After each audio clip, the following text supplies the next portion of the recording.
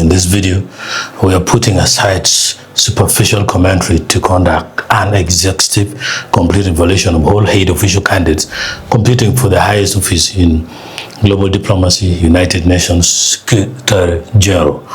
The local debate across timelines in Uganda has hit a fever pitch.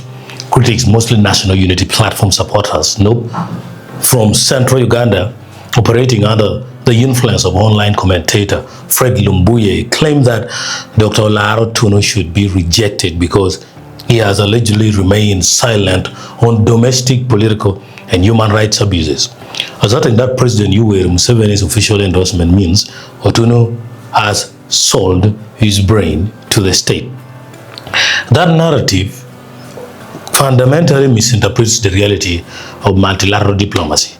Under Article 97 of the UN Charter, securing a formal nomination from your home state is not a sign of ideological surrender. It is an absolute procedural requirement.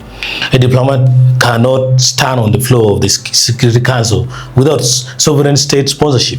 To determine who holds the advantage in this race, if compared using the NOPE narrative for national and international negative records, we must evaluate all 8 candidates through the strict negative criteria applied in the Security Council straw polls, that's P5 Veto Exposure, institutional scandals, geopolitical polarization, and domestic vulnerabilities.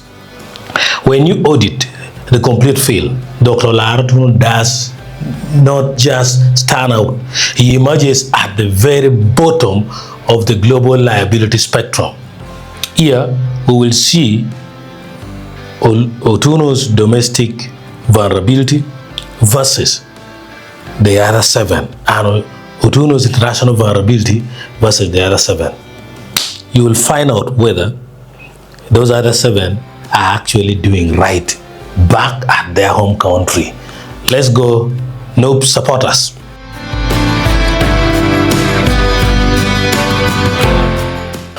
Here is the precise, complete breakdown of all 8 candidates ranked strictly from most controversial to least controversial. Macky Sall of Senegal is at extreme risk. Democratic backsliding. The former Senegalese president triggered a constitutional crisis by attempting to delay the February 2027 presidential election, an action widely condemned as an executive coup before being struck down by Senegal's constitutional court. He also had political repression, oversaw state crackdowns, internet shutdowns, and the systemic jailing of key opposition leaders, including figures leading Senegal's current government. When you see the Veto Exposure, he completely non-viable for Western democracies that prioritize rule of law standards. Secondly, Bachelet of Chile, high P5 veto with China's NZ controversy as UN Commissioner for Human Rights. Her report on Xinjiang infuriated Beijing, which rejected finding pointing to potential crimes against humanity. Concurrently, Western nations criticized her for delaying its release. Now, there's formerly real estate scandal. The Cavalda corruption scandal involving her son damaged our moral authority during her second presidential term. Veto Exposure for her faces a direct, high probability veto from China. Now, the third candidate, Rafael Grossi from Argentina, active conflict exposure. Iran nuclear standoff. As IAEA Director General, Grossi is routinely accused by Tehran of serving Western interests, leading to formal complaints against him at the UN Security Council. Russia-Ukraine friction. His high-profile management of the Zaporizhia nuclear power plant puts him in contentious direct conflict with Moscow. Now, when you look at the veto exposure, highly vulnerable to a veto from Russia. Ivonne A-Baki of Ecuador is high foreign policy and diplomatic scrutiny. Tonga nomination contradiction raised eyebrows across the UN General Assembly by entering the race via nomination from the Pacific Island nation of Tonga rather than our home country of Ecuador or Lebanon, where she holds citizenship. There is also polarizing Trump alliances.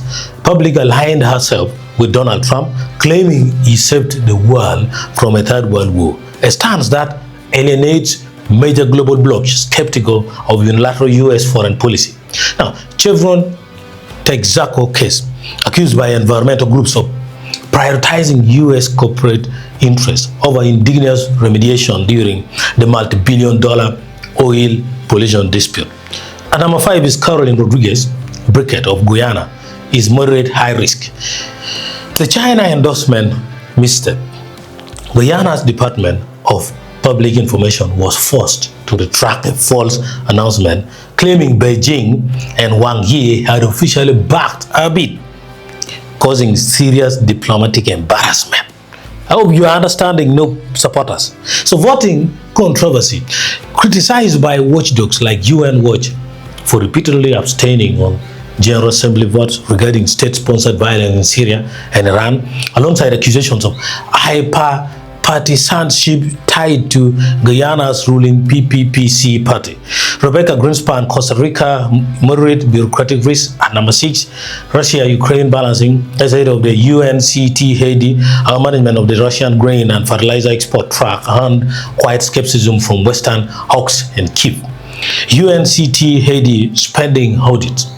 Media scrutiny over high-cost travel expenses and lavish spending during UNCT Haiti's 60th anniversary summits created internal administrative pushback. And number 7 is Maria Fernanda Espinosa Garcias of Ecuador. Moderate domestic risk. Julian Assange citizenship scandal spearheaded the batch effort to grant WikiLeaks founder Julian Assange Ecuadorian citizenship to afford him diplomatic immunity. Now, there's domestic impeachment attempt. Narrowly escaped former parliamentary censorship in Ecuador over her handling of border security crisis and her soft stance on Venezuela's Maduro regime.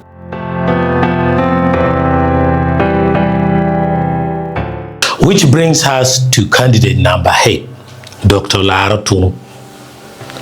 When you audit his candidacy against the other 7 contenders, his profile presents the lowest global and domestic liability.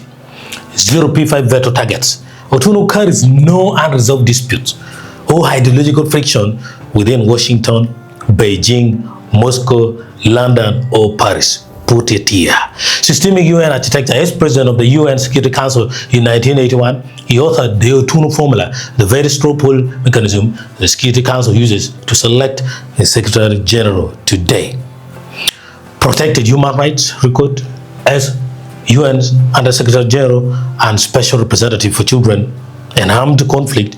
He established UN Resolution 1612, creating the gold standard compliance system for protecting children in war zones. He neutralized domestic friction.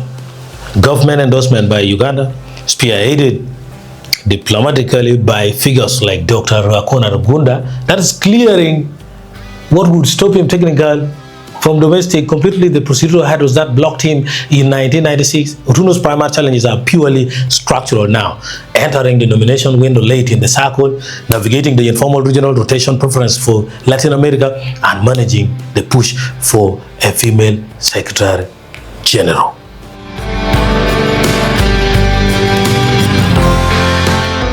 So to the noob supporters making a lot of very angry posts online, the rest of the other 7 have done more shit at their home, and Olara Otunnu cannot even come close to them. Olara Otunnu has clean record at home now, unless you would create one. You're talking about him being quiet of human rights violation in the country. The truth is, he has not been quiet. All along, he has been against the current government. And previously, in the previous election, 2026, when no supporters were attacked in Gulu City, Olara Otunnu is the one who demanded response from security and government and pushed for condemnation from the religious group led by Mark Richola, who is a close friend to Olara Otunnu. Talked vigorously in a Chile language, and there were also videos on NBS TV defending the need for NUP to be accommodated across the country. as if that is not yet human rights issue. But then, even if that is not human rights issue, or that one does not amount because he later on accepted Museveni, and you call him selling the brain, still if you compare him domestically with the rest of the seven have done more nonsense at their home or more nonsense at the national stage that attracts P5 veto. So if your choice is to remove Olara Otunnu and remain with someone within the seven, you don't have an option within the seven. Because there are only two situations here. Back in their home country, people are crying more than you are now crying for the first time about Olara Otunnu. And then two, if it is not like that, then at the national stage, multilateral corporations and superpowers are crying or blaming, at least in the seven list, more than Olara Otunnu. Olara's clean zero veto power. Actually, this time, if competence is what UN will put first, Olara is clean. A sad news for you.